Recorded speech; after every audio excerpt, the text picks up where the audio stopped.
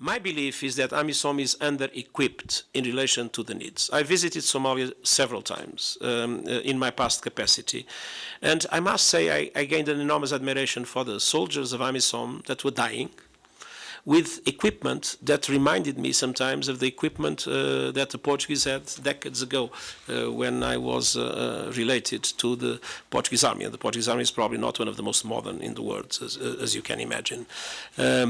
No night vision equipment. At the time, I remember there were no helicopters available in Mogadishu. The capacity of mobility was very, very limited. So it's clear AMISOM has been doing a remarkable work in very precarious conditions.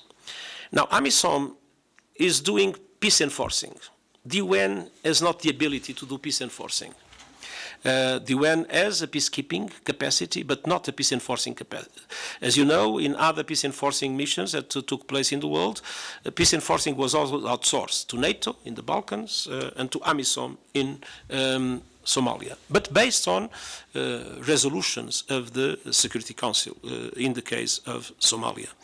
And so it's my belief that there is a responsibility of the international community to fund AMISOM.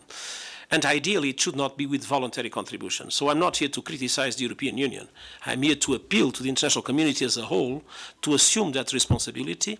And in my opinion, I'm giving you a personal opinion. This is something I will be ready to affirm to the Security Council. I believe operations like these should be at least partially funded with assessed contributions.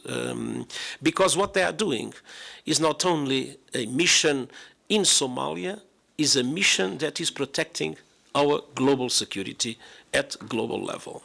And I think that if AMISOM is properly equipped, if AMISOM has the resources that AMISOM has been requiring, that will contribute to substantially improve the situation in Somalia. With one condition, and you mentioned it, AMISOM will be able to do operations, but the only way for a country to sustain peace is with country national institutions, with the Somali National Army and the Somali National Police.